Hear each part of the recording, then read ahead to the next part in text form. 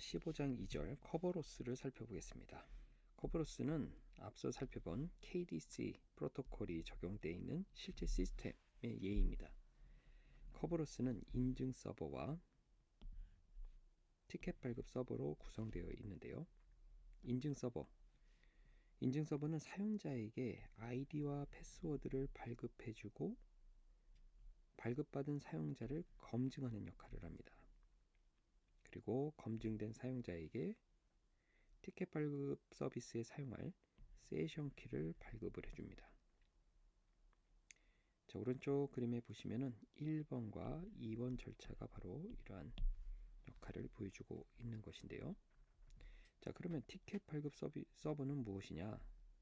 티켓 발급 서버는 티켓 발급 서버에 접속할 수 있는 세션 키를 받은 검증된 사용자가 접속하고자 하는 실제 서버에 사용할 세션 키와 티켓을 발급합니다. 인증 서버는요, 여러분들 에버랜드를 가게 되면 인증 서버는 무엇이냐?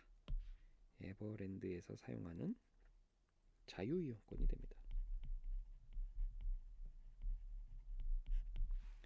자, 여러분들이 자유이용권을 가지고서 어떤 놀이기구를 타러 간다.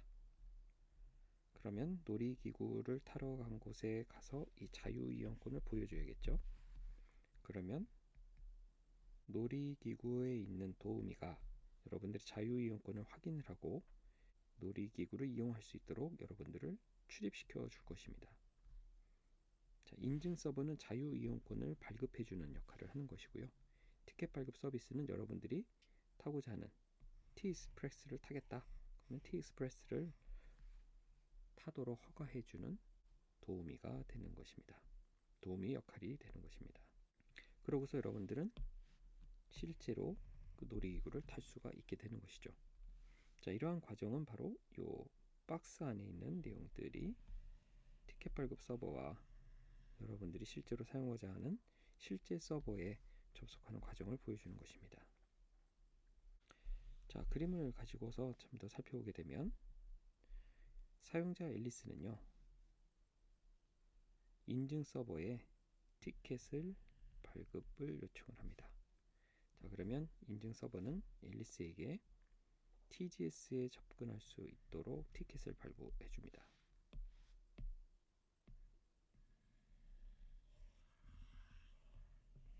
그러면 앨리스는 이 티켓, 즉 자유이용권을 가지고서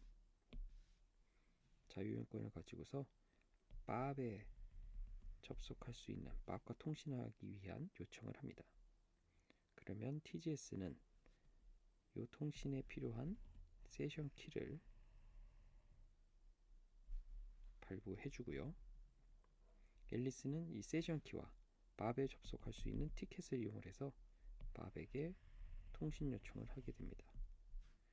그럼 밥은 티켓과 세션 키를 이용해서 앨리스와 보안 통신을 할 수 있게 되는 것이죠.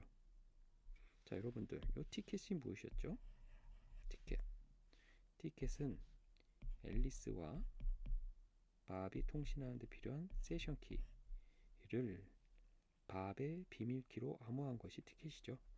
그래서 이것은 밥이 복화를 하게 되면 밥이 이 세션 키를 갖게 되는 것이 바로 이 티켓이 되겠습니다. 자, 사용자가 실제 서버에 접속하는 클라이언트 서버 환경에 사용을 합니다. 지금 여기서는 서버가 하나만 이렇게 있었지만 다른 서버들이 더 있을 수 있겠죠. 그래서 이 서버 여러 개의 서버가 있을 때는 1에서 2단계만 수행을 한 번만 하면 되는 것이고요. 그 다음부터는 TGS와 직접 앨리스가 통신을 하면서 다른 서버로 접속할 수 있도록 허가를 받을 수가 있게 됩니다. 자, 이어서 15장 3절 대칭키 합의 알고리즘에 대해서 살펴보겠습니다. 자, 제목에서 보듯이 대칭키를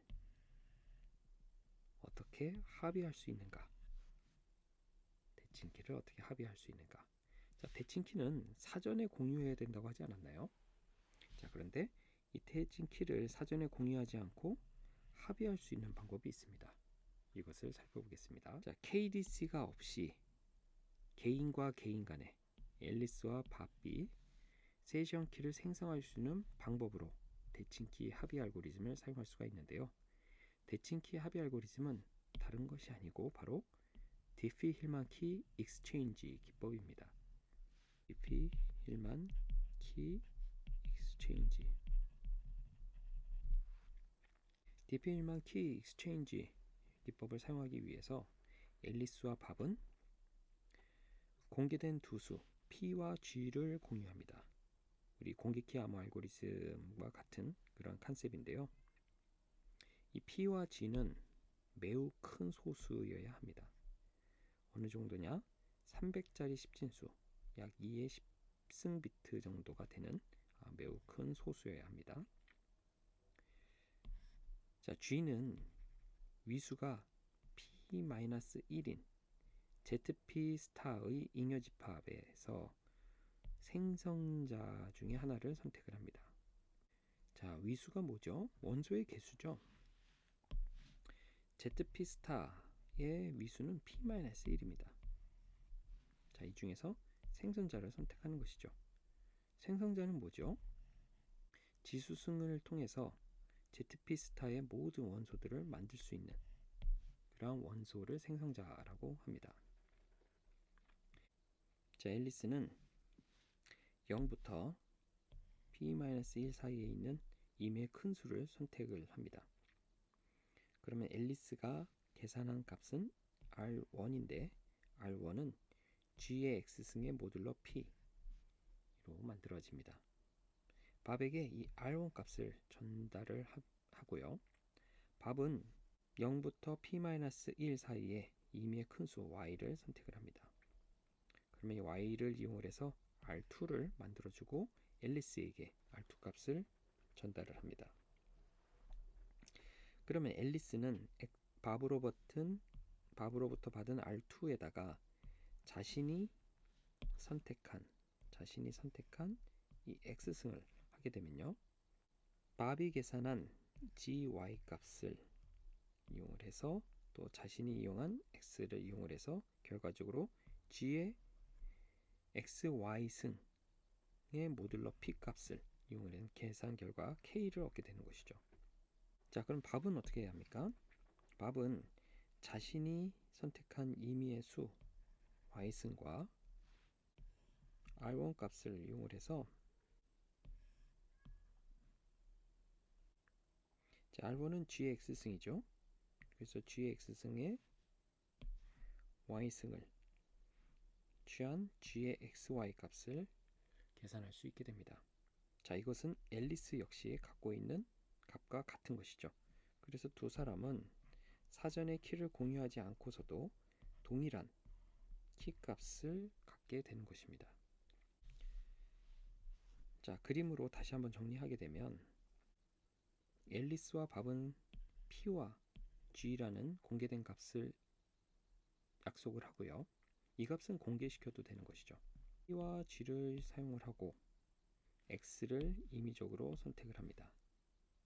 그래서 이 계산된 결과 R1 값을 밥에게 보내주고 밥 역시 공개되어 있는 값 G와 P를 사용을 하고 자신이 임의적으로 선택한 Y 값을 이용을 해서 R2 값을 만들고 이것을 앨리스에게 보냅니다.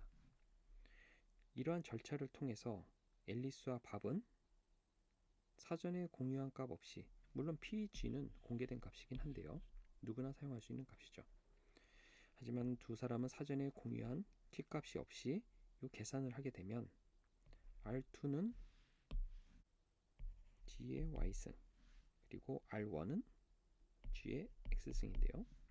각각 이 계산을 하게 되면 G의 YX승 모듈러 P, 그 다음에 밥은 G의 X의 Y승 모듈러 P가 됨으로써 두 사람은 같은 값을 얻게 되고, 바로 이 값이 두 사람이 보안 통신에 사용하게 될 대칭키가 되는 것입니다. 디피-힐만 키 익스체인지 기법의 안전성을 살펴보겠습니다. 먼저 이산대수 관점에서 살펴보게 되면 키 교환의 안전성은 바로 이산대수 문제라는 것을 우리가 쉽게 알 수 있죠. 그래서 이 소수 P가 충분히 큰 수라면 이산대수 문제의 어려움에 의해서 안전성은 보장이 될 것입니다. 사용상의 주의점이라면 앨리스와 밥이 각각 임의적으로 선택하는 X와 Y 값은 반드시 한 번만 사용돼야 되고 여러 번 반복 사용해서는 안 됩니다. 하지만 치명적인 단점이 있는데요. 바로 중간자 공격에 대한 위협입니다. 중간자 공격을 이용하면 이분은 앨리스의 X값과 밥의 Y값을 구할 필요가 없이 공격을 성공할 수가 있는데요. 바로 이분은 두 개의 키를 따로따로 만들어서 앨리스와 밥을 각각 속일 수 있기 때문입니다. 하나의 키는 이브와 앨리스, 또 다른 키는 이브와 밥 사이에 사용하는 것인데요. 자, 그림을 통해서 한번 보겠습니다. 자, 이브가 중간에 위치하고 있죠. 자, 앨리스는 밥과 비밀 통신을 하기 위해서 R1 값을 보냅니다. 자, 근데 이브가 이것이 밥에 전달되지 않도록 한 다음에요. 밥으로 속이는 거죠. 앨리스는 밥으로 보냈다고 생각했지만 이브가 이걸 가로채서 자신이 앨리스와 키를 분배합니다. 그리고 이브는 이것을 이용을 해서 다시 밥에게 보내는데 앨리스로 가장을 하는 것이죠. 자, 이쪽에서는 이브가 밥으로 가장하는 것이고 여기는 앨리스로 가장을 하는 것입니다. 자, 밥 입장에서는 앨리스로 가장해서 온 요 값을 이브로부터 온 값을 앨리스라 생각을 하고 키를 합의하게 됩니다. 자, 그러면 이브 입장에선 두 개의 키를 갖게 되죠. 하나는 앨리스와 통신하는 데 사용하는 키, 또 다른 키는 밥과 통신하는 키입니다. 하지만 앨리스와 밥은 불행하게도 상대방이 이브임을 알지 못하고 보안 통신을 하게 되는데요.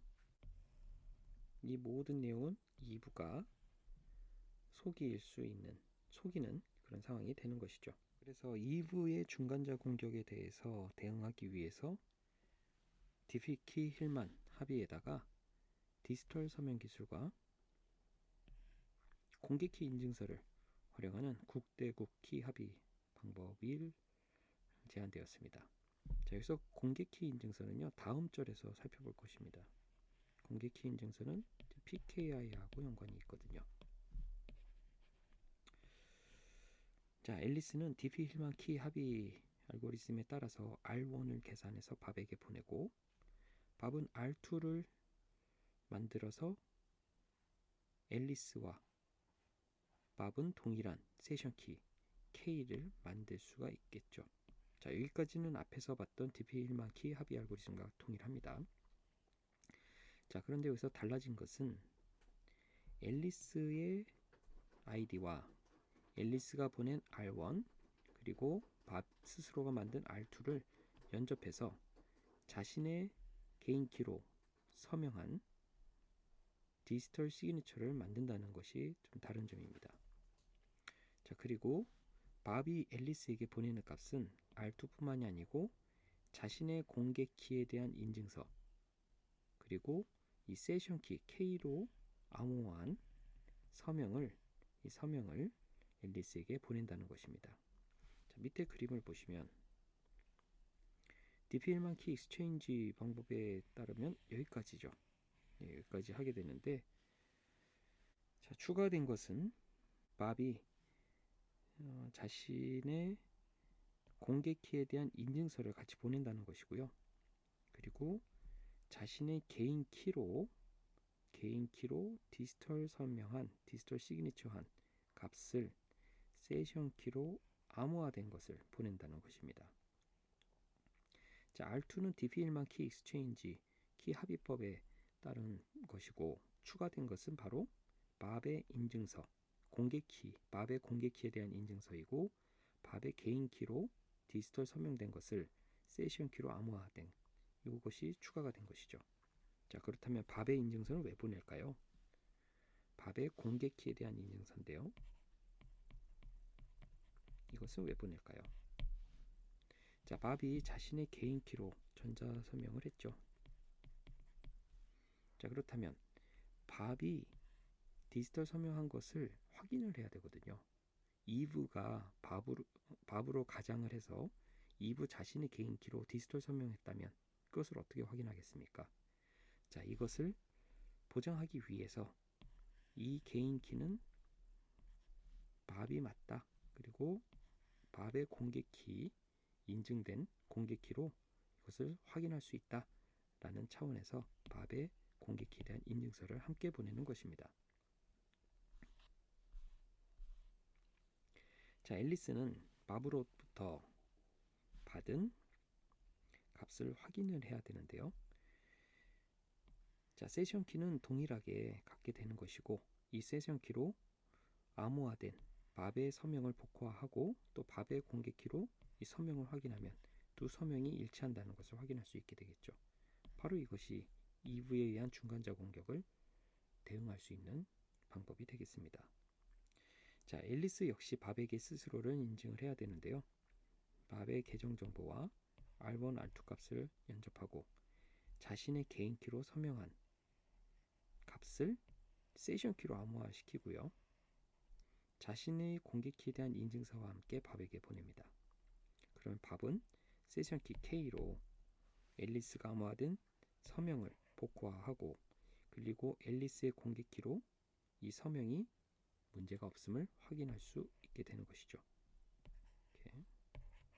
자, 이로써 앨리스와 밥은 안전하게 세션 키를 갖게 되는 것입니다. 자, 이러한 디지털 서명을 추가함으로써 중간자 공격에 대해서 훨씬 안전성이 향상됐음을 볼 수 있습니다.